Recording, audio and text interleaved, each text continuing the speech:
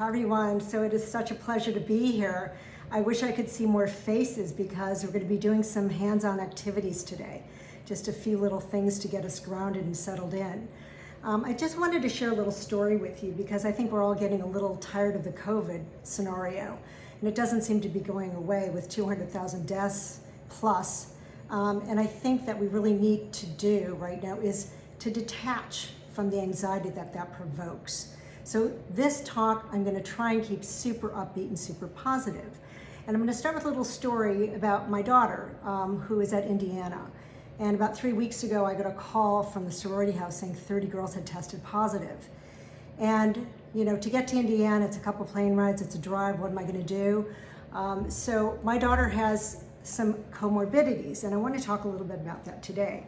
So comorbidities actually increase your risk not only to get COVID, but to have what they're looking at right now is this long hauler effect. Some of the conditions whereby, you know, you feel okay, you know, you may be asymptomatic, but then weeks go on, you're like, oh my God, I'm, you know, losing my sense of taste or smell. I'm feeling, you know, some headaches. I'm feeling a lot of chronic fatigue.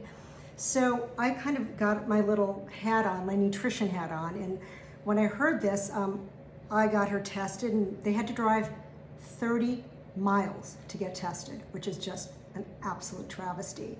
And they tested initially negative, but their best friend, who they'd been kind of hunkering down with, you know, these schools are creating these little mini pods now, where you stay with small groups to really minimize your exposure. And she and her two other friends tested negative. But they were absolutely certain they were positive because their friend was sick as a dog. She was in bed, she had fevers, chills, lost her sense of taste and smell. So we immediately, four moms, as moms do, we put on the hat, we moved our kids out into a hotel, and the girls that were negative stayed together. The girl that was positive had her own little room. And the three girls were convinced that they had it. My daughter, however, was the only one that was symptom-free, and she was the one that was most likely to have symptoms. So I got a lot of calls from some of the moms at their sorority house and asking me, like, what do you do? Because we know that your daughter has some pulmonary issues, her asthma and allergies tend to be rather severe at times, depending upon climate, depending upon diet. So I'm going to tell you a little bit today about diet. I'm going to tell you about stress. I'm going to talk about sleep and superfoods. So the outcome of my story is a good one. My daughter ended up testing positive, as did half of the girls in the sorority house. And she was actually the only one out of her pod that did not have symptoms. Now I'm going to say that with a cautionary signal on that, because what's happening, I don't know if you guys have heard about this symptom called the long haulers. These people that have been asymptomatic, and then months down the road, they're starting to get some weird symptoms, some fatigue, forgetfulness, some pains and aches, and they really aren't quite sure what the long-term ramifications of COVID are. So all we can do to slay this vile dragon, as I call it, is to take our health into our own hands. So I'm going to talk today about 3 of my pillars. So the first one is sanity. So I wish I could see everyone. I'd love to get a show of hands of how many people are feeling slightly insane at this point. It's right. It's like I see a laugh from over here. I see a laugh from up here. I mean, come on. It's like I haven't left my house in weeks. I'm working, doing these wellness events for so many different companies, and really, I only wish that I could get more people involved in this, because I really do believe that there's so much we can do to get ahead of our health. So let's start with the number 1 pillar, and that is sanity. So what do we do? So stress, out of all the diseases on the planet, stress is the number 1 killer over cancer, over diabetes, over hypertension, I mean, it's just, the list goes on. Stress is the biggest culprit in our health, and we have to do everything we can to manage it. And I know, I wish I could see a show of hands of how many people practice any breath work or meditation or have a gratitude practice, because I really struggled with that when I was first studying to become a meditation teacher. I am a type A personality. I like to go, I like to run, I like to do. I don't like to sit. I don't like to be still. I don't like to quiet my mind. So what are some of the techniques we can do for those of us who have trouble sitting still, who have trouble, doing a mantra or following their breath? Well, the thing you can do is to breathe. So around 6 years old, we lose our ability to deep breathe. At 6 years old, our cognitive function changes, and we start to take our breath into the higher areas of our chest. And if you, for 1 minute, just close your eyes and see where your breath is at this moment. Are you breathing from down deep in your belly, or is that breath coming from the back of your throat? And it's a little bit more exaggerated, a little bit more hyperactive. If we can change the direction of our breath and not only bring it down, to bring it around our body in a circle, we can actually get to the lungs in our chest. And since COVID is primarily a respiratory condition, now there's many other facilities that they're talking about with regard to it's a neurological condition. It can affect muscle control. It can affect bladder and kidney. Well, those are all secondary. It comes in through the nasal, the eyes. It comes in through our passages, through our mouth. So if we can find our breath and get it into the deepest lobe of our lungs and take it all the way up to the top lung, I think that we have a better chance of really withstanding some of the excessive behavior that comes with the virus, how it starts with this kind of dry cough. So we're also hit in California and everywhere, actually around the country, with the fires and poor air quality. So COVID spreads where the air quality is the worst. So we really need to take charge of this now. So if you take 1 minute and take your hands and put them on your bottom ribs, on the bottom of your diaphragm. I'm gonna stand up so you can see what I'm doing. Tell me if you can see. Here's my diaphragm. Here's my lowest floating rib. So I'm gonna take a breath of 4 counts, and I'm not gonna take the breath vertically. A vertical breath goes like this. When I'm breathing vertically up my chest, I'm creating tension. I'm creating anxiety. I'm not releasing. I'm creating more hypertension in through the throat, in through the chest. So I want you to take your hands here, and you're gonna do a breath for 4 counts in, and you're gonna expand your lungs to the side. Envision as though you're filling up an accordion, that you're spreading the divots of the accordion apart. All the folds are coming apart to expand into one smooth space. So you're gonna inhale for 4, through the nose, mouth shut. So I'm expanding a lot here. So this is the bottom of my lungs in the front. I'm into my lung right now.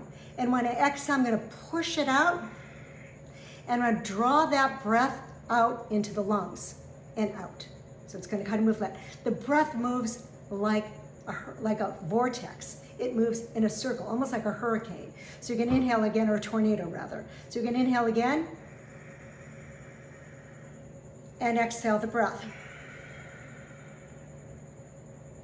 Inhale again. This time at the top, hold your breath and close your nose. Hold your breath. Close your eyes. And exhale all the breath. When you awake in the morning, try this. When we get up, what do we typically do? We reach for the phone, we turn off the alarm. Right? Got the phones, we turn off that alarm. So yes, we need the phones to wake us up. We need the phones maybe to listen to an app, but we don't want to get immediately on social media. We don't want to get on the news. If any of you saw the debate last night, we won't get into that, but we're faced with a lot of issues in this country right now. We don't want to hear that first thing in the morning, because what that does, it immediately translates into your hormonal output in the morning. Rather than waking with a sense of happiness, a sense of ease, we're actually turning on a hormone that creates stress, which is called cortisol. We don't want to start with that hormone in the morning because we already wake to cortisol. Cortisol is a hormone that gets us going, that keeps us moving. However, since we've been with this COVID for 7 months now, we're living in a constant state of cortisol. That constant state creates several metabolic malfunctions. It keeps us, and this is a crazy one, it keeps us from losing weight.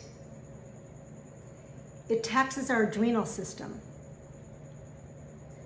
It creates a tremendous amount of hormonal dysregulation, and it totally tampers with our circadian rhythm. So I'm going to talk more about each of those things. So when we get up, we're going to take the phone now. And you're going to try this for the next week. I'd love for everyone. I'm going to give, can I give you guys my number?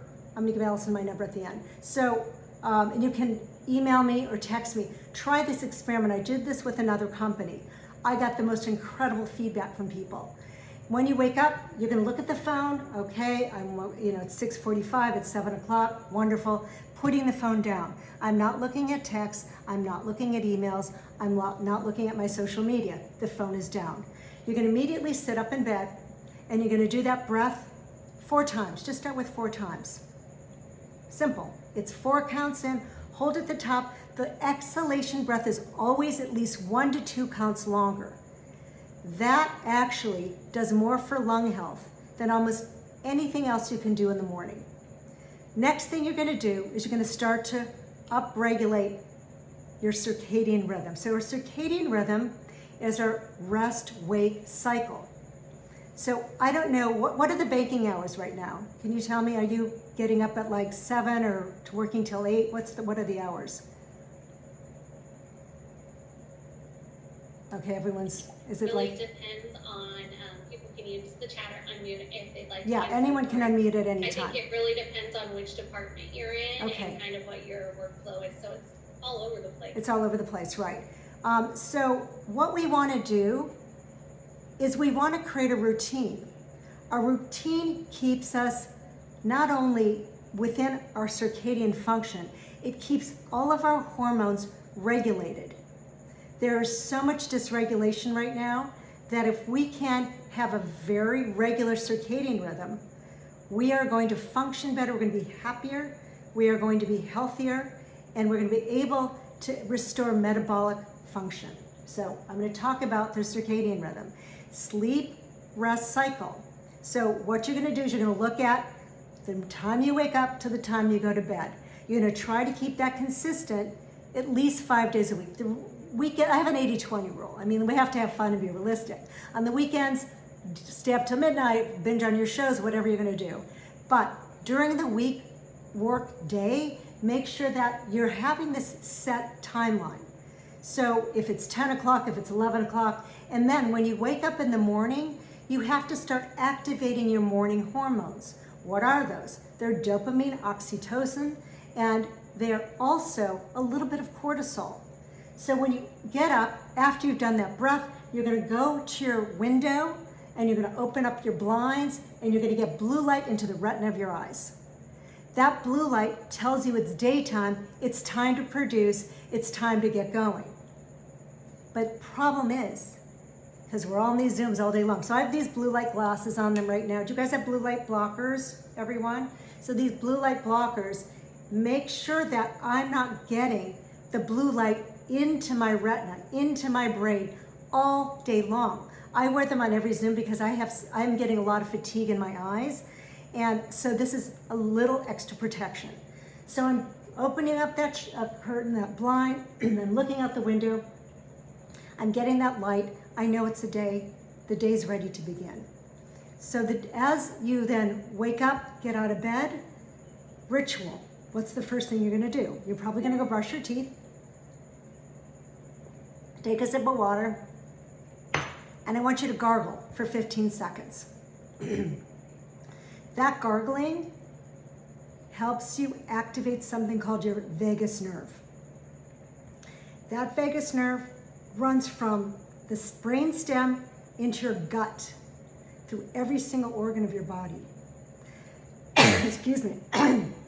I gargled too hard, I think, today.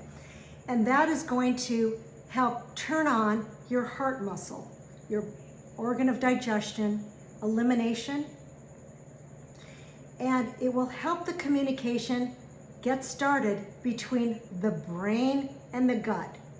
These two things are not detached. They're one. The gut is our second brain.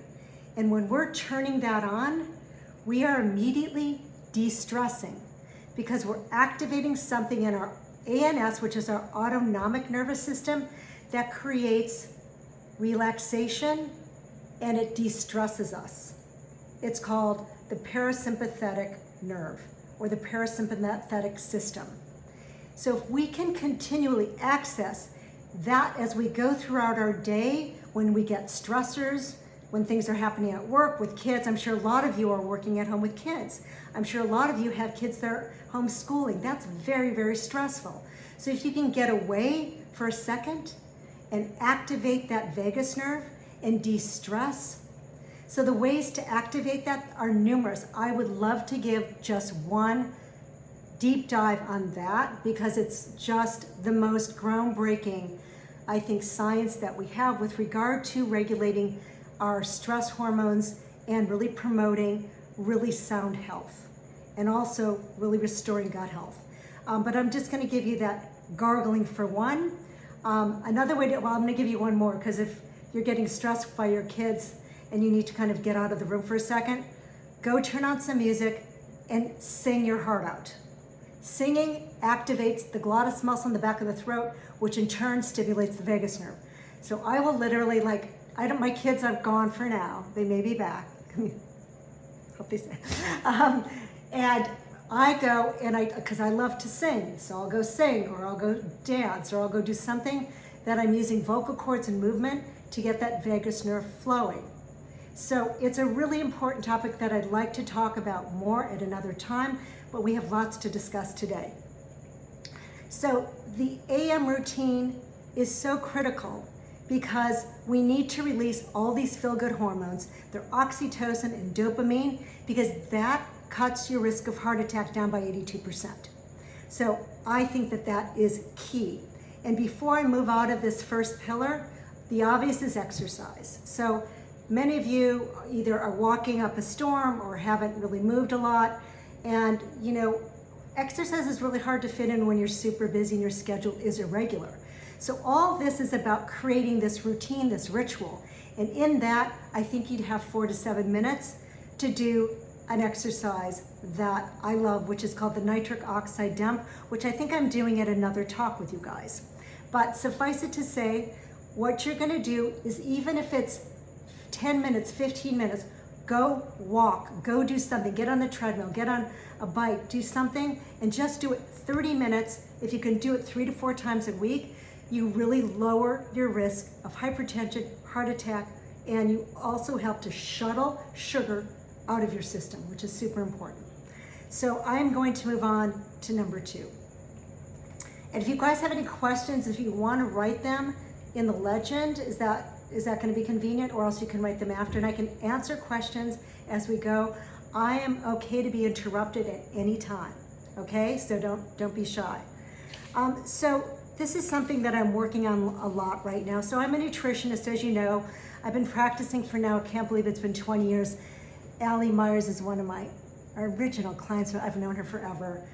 So I do a lot with regard to a lifestyle overhaul. I don't believe in just diet. Diet does not do enough. Exercise does not do enough. You've got to really take a look at your entire lifestyle and all the things that comprises. This COVID, is crazy because that's the only thing that we have control over is how we live our lives on a day-to-day basis. And that's why I'm going to move into the idea of what foods, what supplements, if you need them, you might want to consider. So again, these are things to consider. I always have to preface this by saying there's not one size that fits all.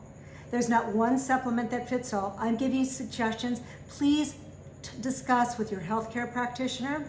If you'd like to discuss with me privately, I'd be happy to do that as well. But this is just a general overview. So here we go. Immune system, immune system, immune system. We've got to balance our immune system. We can't overtax our immune systems because then we create something that they're talking about a lot right now in the media is a cytokine storm. That means we're throwing so many things at it that all of our systems are going on overdrive and they're starting to rebel. We want to create balance. So that's why I call myself a food first nutritionist. I try to tackle things with food before I start throwing a bunch of supplements at everything. And also, our kids are not open to supplements in most cases. So let's talk about the foods that we can use. So when I look at what do we need right now to bring balance into our immune systems and to prevent inflammatory disruption, because it is all about inflammation at the end of the day. So here are the things that I'd like to talk about. Vitamin C rich foods, vitamin D, zinc, there's something called glutathione, and there's something called vitamin D, but the other thing is something very simple, which is green tea. So here we go. I think that most of our diets are not really balanced. We're not really looking at our food for what it is that it can produce for us medicinally. So behind me, I've got some simple foods that I'm going to share with you on my next piece. But with regard to zinc, we can get our zinc through nuts. We can get our zinc through meats. We can get our zinc through shellfish, legumes, seeds. And zinc is a really good controller of inflammation. In pill form, doctors now are starting to recommend, if you feel signs of whether it be a fever, chills, the cough, any kind of inflammation starting to take over, load up on the zinc. What is the recommendation? Between 30 and 50 milligrams a day. So that's quite a bit. Can you get that much in food? You sure can, but it takes work and you've got to figure out how to do it. But if you load up on those foods when you start to feel the least bit ill, also eggs and whole grains also have high amounts of zinc. So you've got to mix your zinc with vitamin C. So people think, like, what's the first thing that comes to mind for vitamin C? Orange juice, right? High in vitamin C. That's actually high in sugar. That's going to raise your blood sugar levels. That's going to create metabolic disorder. And we don't want to do that. And I'm going to discuss that in a minute. Vitamin C, the highest food with the richest amount of vitamin C is actually bell pepper. I always found that to be odd. The red bell pepper in particular. So loading up on that. Broccoli is high in vitamin C. I always love that too, because those are easy foods to add to your diet. Brussels sprouts, green and red peppers, spinach, cabbage, turnip. Just start loading up on that. When you look at your plate, let's create the perfect plate. What does that look like? You know, and I'm not here to talk about veganism, paleo, keto diet. We can discuss that at a later date. I'm here to talk about food as medicine. How do we make our food medicine? So if you look at your plate, you want to make half of that plate veggie oriented with a bunch of different colors. You've always heard the expression, eat the colors of the rainbow. How often do we really do that? So many people create kind of this mono plate. They'll have like white rice, they'll have a piece of white chicken, they may have like a little color. I mean, everything is kind of in the white family zone. And you're not really getting the nutrients that you need to create healthy bacteria in your gut. So your gut, you always hear like, listen to your gut instinct. Well, our gut is the key to a healthy immune system. 70% of our immune system lives in our gut. And the way that we can feed that healthy gut bacteria is by feeding it the food that can get and bypass digestion and get down deep into the gut to start to repopulate it with healthy, rich, diverse bacteria. Something really weird happened to me a couple years ago. I always thought, oh my God, I'm like the paragon of health, blah, blah, blah. I took... Somebody needs to mute themselves. Okay, thank you. So I ended up taking a gut test. And my first love is soccer. And do we see that someone needs to mute? Yeah, thank you. And I looked at my results and it showed that I don't have a lot of diversity in the bacteria of my gut. I was like, how is that remotely possible? I have the healthiest diet. I had at that point a mono diet. I was eating the same foods day after day after day after day. What should I type here? They want. Lauren, you got muted also. Yep. Ah. think we should be fixed now. Okay, can you hear me? Yes, sorry about that. Okay, I don't know what you heard and what you didn't, but I was telling you about a test I took to see if I had healthy gut bacteria, and it turns out I didn't because I was eating the same foods day after day after day. And I was also buying a lot of foods that weren't from the United States. Like I was buying my grapes from Chile, even though it was organic. Well, when you eat from other places that's not grown seasonally, you're doing nothing to create diversity in your bacteria of the gut. You've got to eat things from California. You've got to eat locally sourced foods, and preferably organic. Organic right now is more important than ever. You know, people say, well, it's expensive, it's this and that. Now it's really not. We've got Costco, we've got Trader Joe's, we've got so many options now for good organic food. And just look at the label. Where is this from? Because we need to eat what's happening seasonally so we can create a lot of diversity. So now it's fall, right? So what are the fall foods? There's squashes, cruciferous vegetables, tubers. All of those foods need to be in our gut right now because those will create the diversity we need to stay healthy, to fight inflammation. So the more I could throw tons of vitamins at you. I mean, if you saw my pantry, you'd be like, wait a second, she looks like a vitamin junkie. And I sort of am because that's where I started, but I really am trying to move out and using my vitamins as a last defense. I use that, and this is what I teach my clients to do. Supplement where you're missing.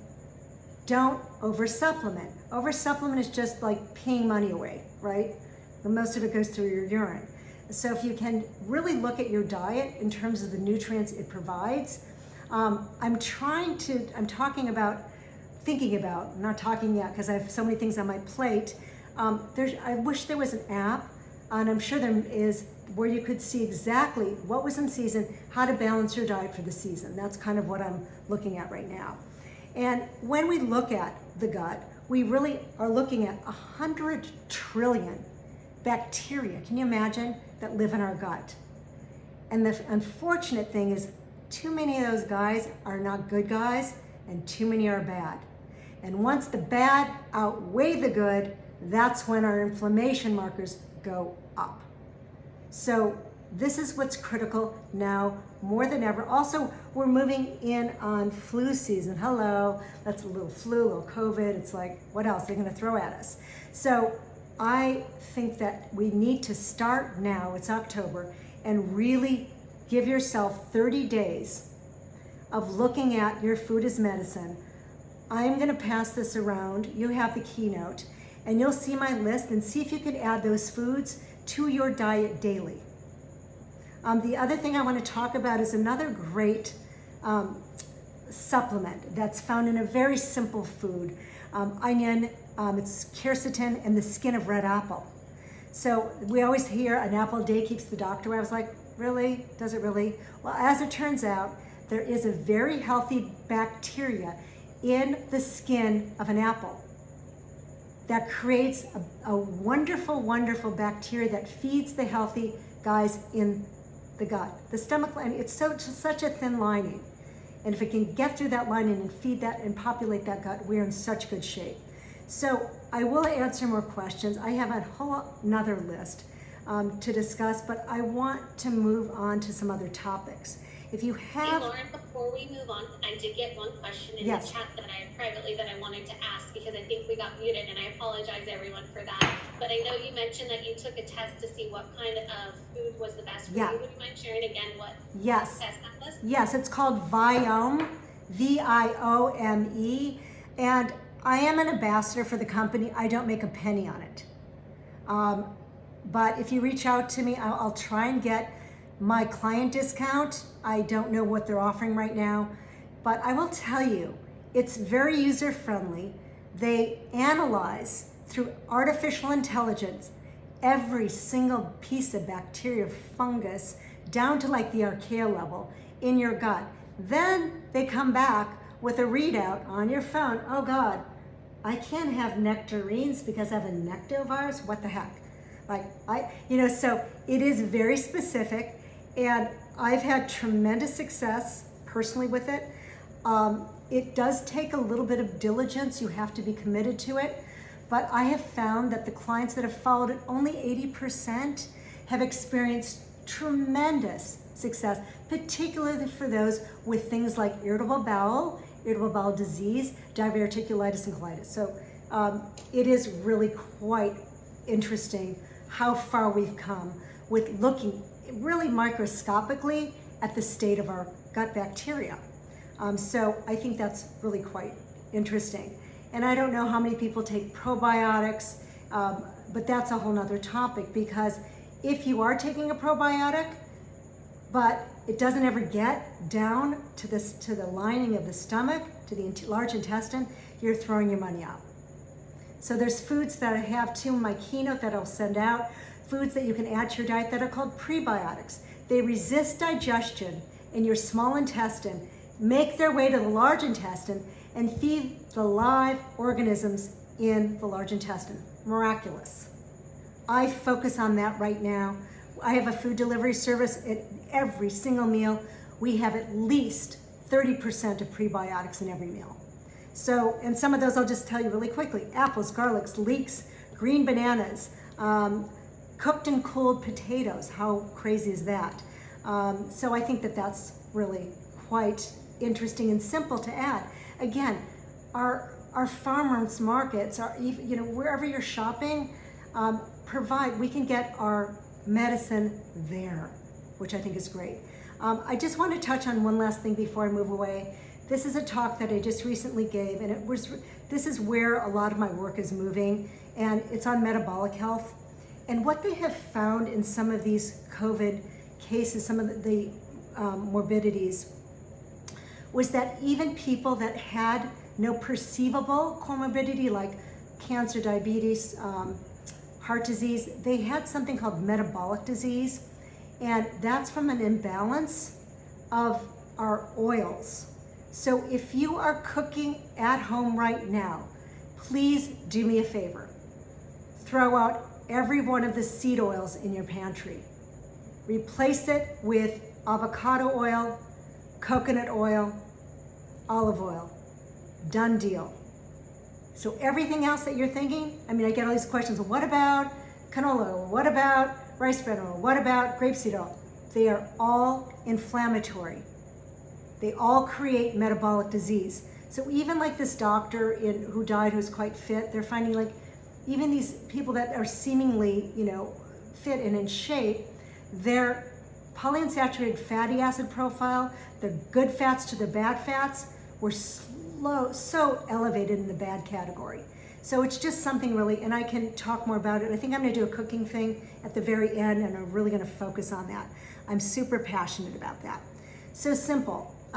It's so easy in California. Let's grow our inner and outer garden. Okay, that sounds a little like woo-woo. But in our gardens, in our windowsill, you can have a pot of medicine. What are the medicinal herbs that you can use on a daily basis to fight inflammation? Well, the first of all, I'm gonna grab them right now. I got a pile of them from my garden. So, basil. Basil helps with digestion and gut health. Basil, very simple. Oregano is on my list of antivirals. So there's so many, this is a virus, it's not a bacterial disease. So with a virus, oregano oil is one of the most potent antivirals we can use. Thyme, in the same family, they're called carvacrols, same family, they also are antiviral. You don't need a lot. You just throw a little in a soup, you throw a little on top of your chicken, you throw a little bit, in a smoothie, wherever, because you are doing so much by getting those oils from these plants to reduce your viral load. Ginger, you guys know about ginger root? So I've got ginger, look at that, baby. So ginger, incredible for inflammation. At the first sign of a cough or a cold, just take this, literally peel the skin off, throw it in a pot of water, let it simmer all day long. And you drink that all day long. Add a little bit of honey to it and you're in good shape. Turmeric, so this is the biggest turmeric root I've actually ever encountered. So turmeric is like everyone's doing turmeric now. Turmeric is 5 to 7 times stronger than vitamin C. It's very strong. You can tell how strong it is because when you peel it, I mean, I have a cleanse going out with 6 clients and I can't get it off my hands. I'm like permanently stained yellow. So turmeric, what do you do with it? Well, you grate it, you add some honey, you add some hot water, and you make a turmeric latte. You add it to a tea, you add it on your chicken, you add it on your fish, my favorite is turmeric rice. Jasmine rice, grate the turmeric in it, add some black pepper and salt. By adding black pepper to your turmeric, you're increasing the bioavailability of the turmeric by something, oh yeah, here we go, by, I never remember this, 2,000%. Crazy, it's 1 teaspoon equals 200 milligrams. Pretty insane. So really simple things. And then lastly on this food is medicine and medicine is food, is eating the colors of the rainbow. Like when you're looking at your diet, I don't know if you guys do menu planning or you just kind of like do a lot of takeout, whatever it is, make sure that you're not eating a mono diet. Make sure that you're eating the same things every day. Add lots of, like, if you can add beets, carrots, sweet potatoes, squashes, really load up on those right now.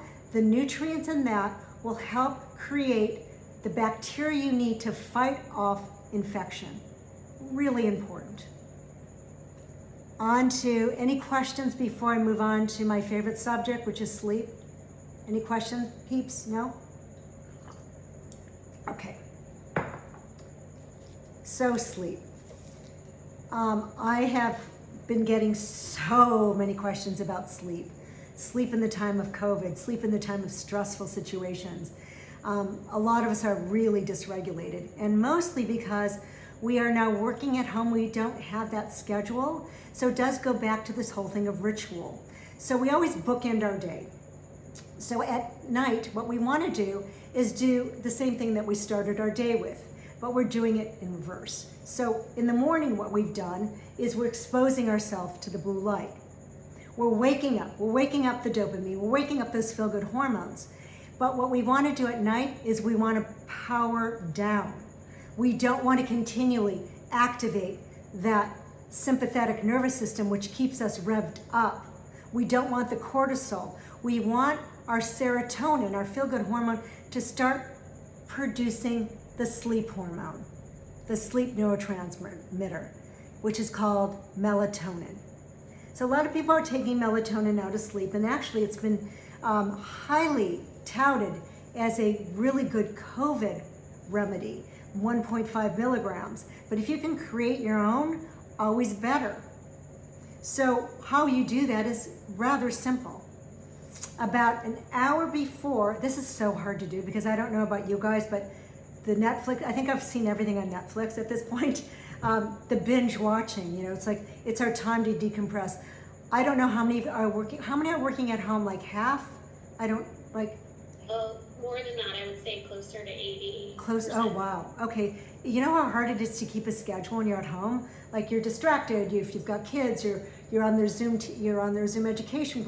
It's just, there's nothing that's consistent. So you've got to create consistency in your circadian rhythm. So at night, it's about, I don't know, it depends, let's say you're going to bed at 10. Let's say 11, more realistic. So 10 o'clock, guess what? Blue lights off. So a lot of computer screens now have blue light protectors, and the blue light glasses are really important. So if you've got something last minute to do, from about the time the sun goes down until you power down your electronics, get blue light blockers. You can get them now online, they're on Amazon, they're everywhere. And they're really, I mean, you'll probably see a little bit of glare in mine. So you see kind of the blue light a little bit.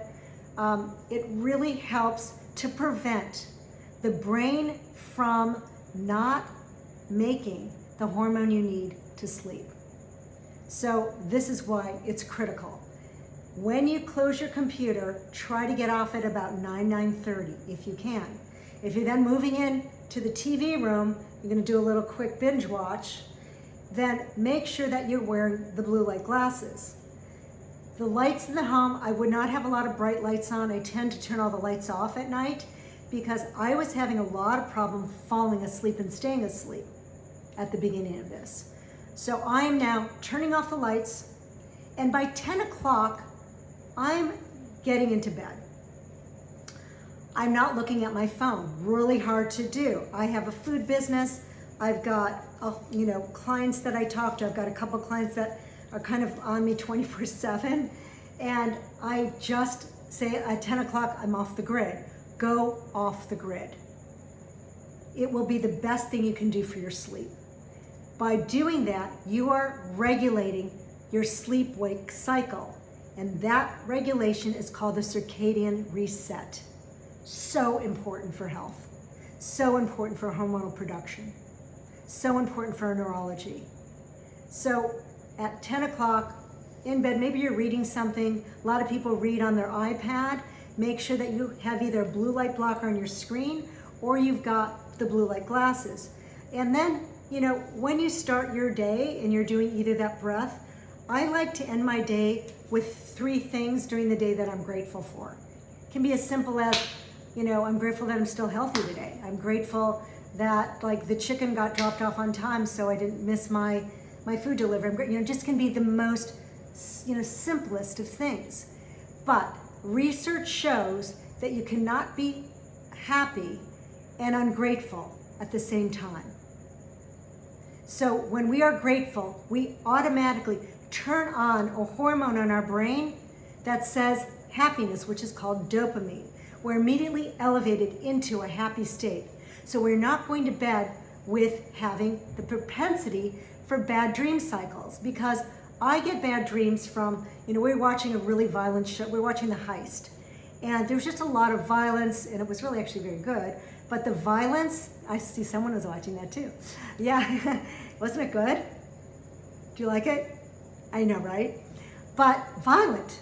And then I would go up to bed, and I wouldn't do my little grateful 3 things, simple. And this is the work of Shauna Kaur, who is a Harvard positive psychologist that I got the good fortune of listening to. My God, he's brilliant. But I started having nightmares because I had so much activity in my brain. I didn't switch my brain on from my sympathetic fight or flight to my rest and relax. And the way you do it is quite simple. It's my 3 grateful, and it's my 4-7-8 breath. So here we go. I'm going to be teaching you the 4-7-8 breath. So I wish I had more faces on here. It's so fun to do. The 4-7-8 breath is something that I believe Dr. Andrew Weil started it, but this was a breath that was designed to turn off your fight or flight mode and to help you sleep. And I found this to be one of my best tools, and I have the most incredible testimonial from someone at Thomas Safran and Associates. I did a similar talk with them, and she said after practicing this for 2 nights, she said in just 24 hours my life has changed. And that to me was yes, my work is done. This is great. So we are going to practice right now. I'm going to demo it. I'm going to first discuss it. I'm going to break it down. We'll do it together. We're going to do 4 times. But before we do this 4 times, I want you to note how you are feeling right now in this moment.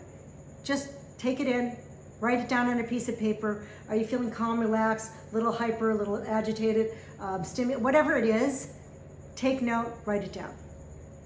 I'll let you do that for a second.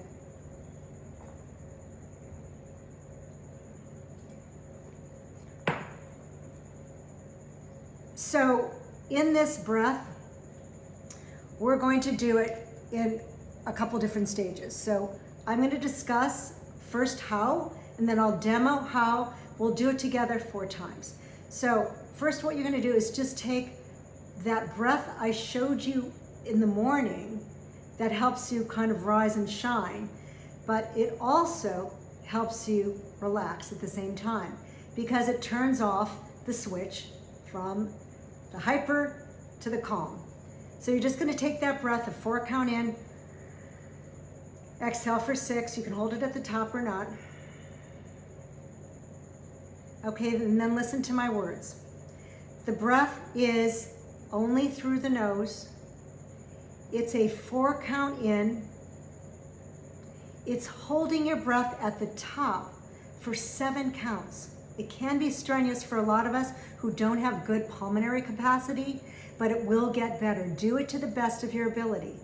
After you hold for 7, you're going to exhale all the breath out deep into the pit of your abdomen for 8 counts. And we're going to do that for 4 cycles. And before we start, let me tell you, as you're trying to go to sleep at night, you're going to do this breath until you pass out. And what I did when I first started this several years ago, it took me like 10 cycles. Seriously, like 10 cycles. I'm like, why aren't I passed out yet? And now today it takes me 3. But I've been doing it for a long time and I'm rather religious. So prior to doing this, we haven't gotten in bed yet, right? So we've done our little grateful thing. We powered down. We're about to get in bed. And this is going to be rather provocative, I know. I get a lot of like, oh my God, I can't believe you're saying this. But when you sleep, I want you to think about temperature regulation. I know it's expensive sometimes to put on the air conditioning, but it's really important to sleep in a cool room. I have a little ongoing battle with my husband. He's like, we're like, it's energy wasting, it's too cold, you're making it 67 degrees.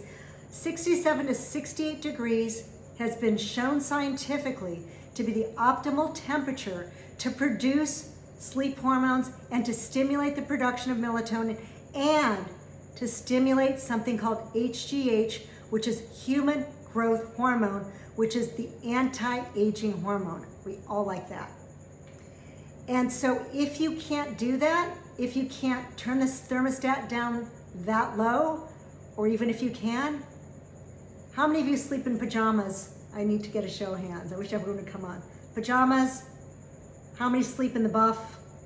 Because she's been working with me. All right, so the next week we're doing an experiment. I want everyone to sleep in the buff. And then I want you to wake up in the morning and tell me how you slept. Okay? Can I get everyone's buy-in on that? When you sleep into the buff, not only do you have the metabolic effect of burning 300 additional calories because you raise your internal body temperature up, right? It improves blood circulation, heart, and muscle stimulation. And again, it increases the production of that anti-aging hormone and the sleep hormone.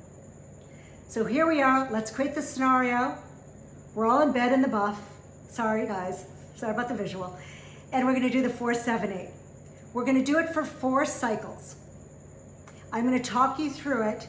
And then after I'm finished, I'm going to take some Q&A. And then I want you to all reach back out to me by email or you can even text me. And we're going to run this week-long experiment, okay, with these various exercises. So here we go. So everybody close your eyes. So we're going to take an inhale for 4, 2, 3, 4, hold 7, 6, 5, 4, 3, 2, 1, exhale, 8, 7, 6, 5, 4, 3, 2, 1, pause, inhale for 4, 2, 3, 4, hold for 7, 6, 5, 4, 3, 2, 1, exhale, 8, 7, 6, 5, 4, 3, 2, 1. Inhale, 1, 2, 3, 4.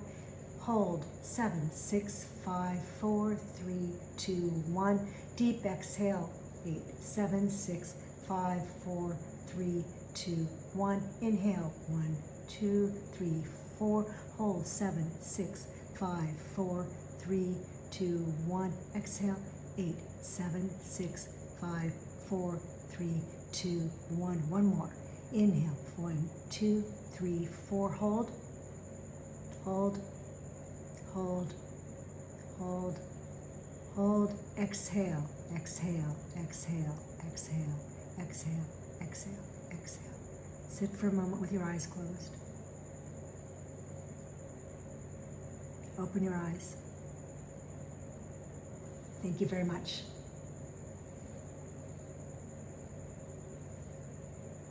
So now we can go ahead and if anyone wants to unmute their lines, we can ask a question. We did get one question, Lauren, in the chat about oil. So you said to remove seeds oil. Would you consider flaxseed as part of that oil? No, no. Anything you cook with, all oils that you're heating with, that you're cooking, like canola oil, grapeseed oil, soy oil, sunflower oil, rice bran oil. Sesame's okay as long as you don't heat it high. And then I have a question just on my personal. I've really been, as I've worked with you in the 101, I've really been trying to incorporate water Yes. to my day-to-day a little bit more. Some people who are on the call have seen my gigantic water bottle and I might be overdoing it. But what do you think is a good amount of water that people should try to achieve to drink each day? So you should be drinking half your body weight in water. And, water's, I'm okay with mixing that water with like a green juice, with tea. It doesn't have to be just water out of water bottle. But it should be things that don't contain sugar. They say it's like 11.5 cups for a woman, 13.5 for a man. It really depends a lot on your body weight. It also depends a lot on your output. Are you sweating a lot? Are you exercising? And if that's the case, then you need to add more. And another way to look at it is you can kind of look at your urine, and you should drink water until your urine gets clear. Great.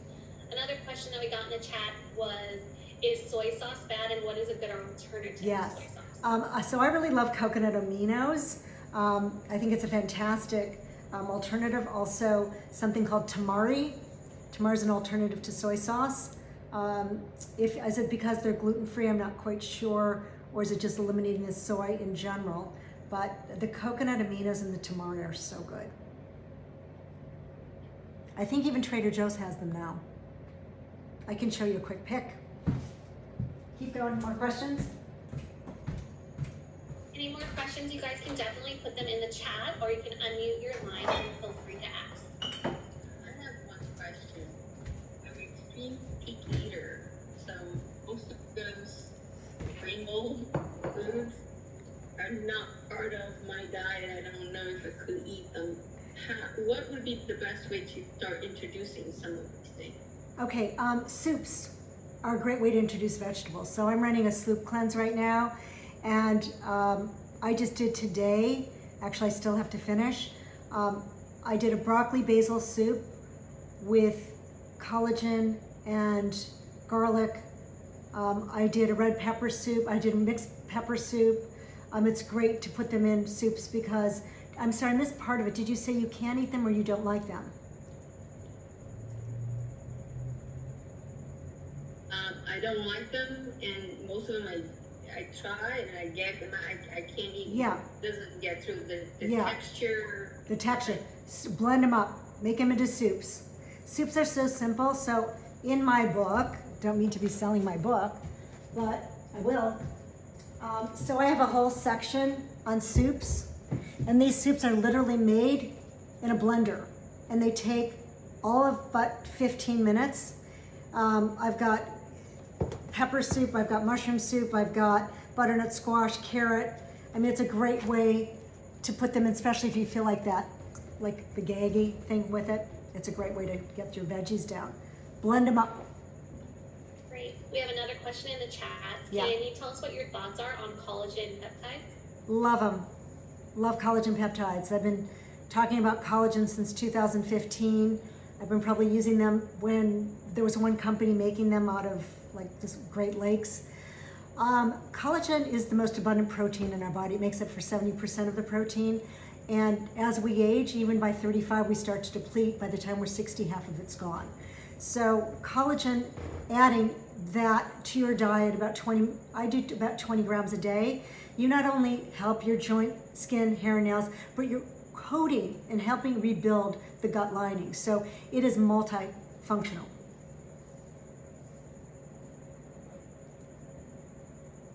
Great. Again, you guys definitely feel free to ask questions. You can unmute, or you can definitely put in the group chat, or you can message me privately and I'll ask away.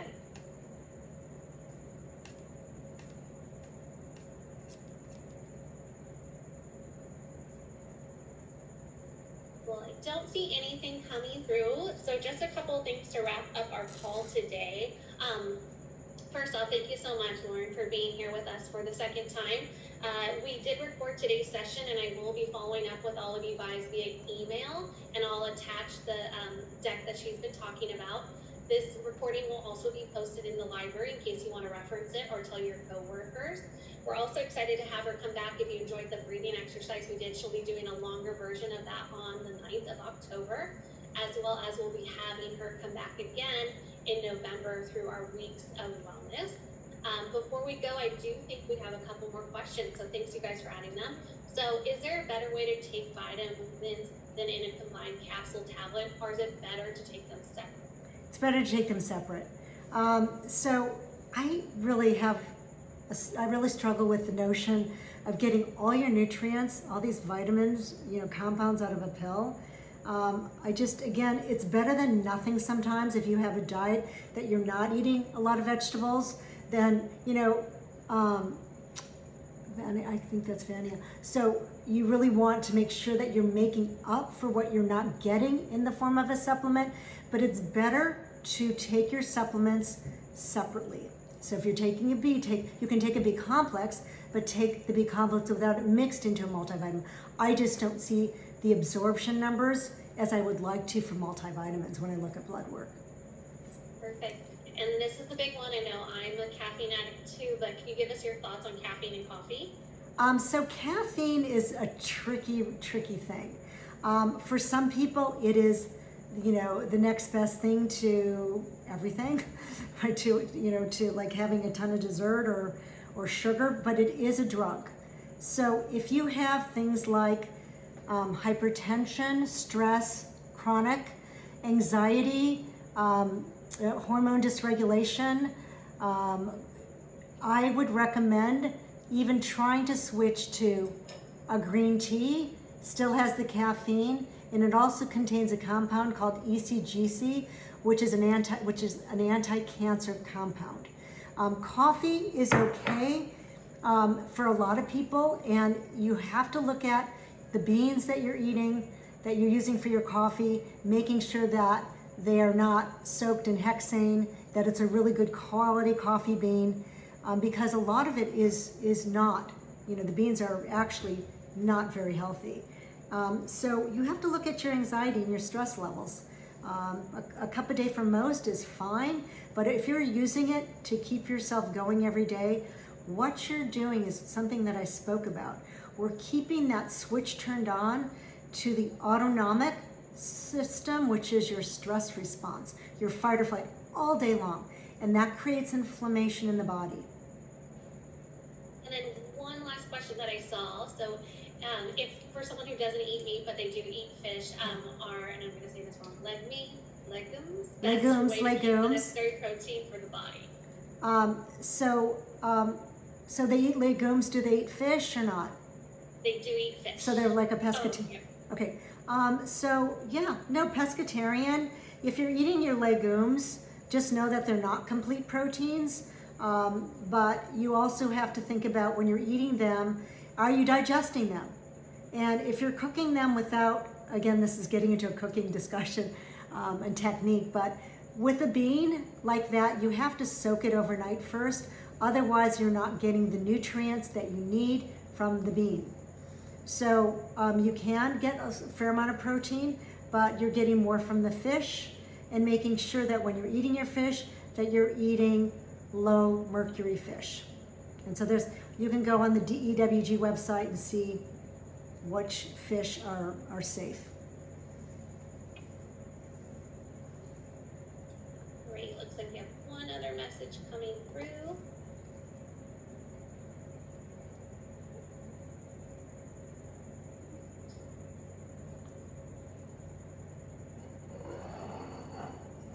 I think that it was just a thank you from someone who has to leave. So Okay, again, everyone, thank you so much for joining today's workshop. Our next workshop is going to be on October 14th, where we will have Dr. Karen Natterson back to talk, as well as you'll get a follow-up email with all kinds of information about Lauren and her company, as well as a link to her website. So I'll be sending that out to everyone today. Yes. Thanks you guys so much for joining. We're really excited to get these workshops on. Thank you so much. And somebody just asked me quickly about my book and what it's called, Vibrant Skin at Any Age. And I will give everyone a discount if they're interested, who is part of Banc of California. But there's lots of recipes in there for smoothies, for soups, and foods that fight inflammation and build the gut. But thank you so much for having me. I really appreciate it. I look forward to coming back. If you have any questions, please feel free to reach out. I'm Lauren at Lauren Living Healthy. My Instagram is Lauren Rashep. And Alicia, thank you so much. And I will see you all soon. Stay healthy, please. 1 week, let's reconvene. Text me. I want to know how you're doing. Thanks so much. Thank you so much. Great.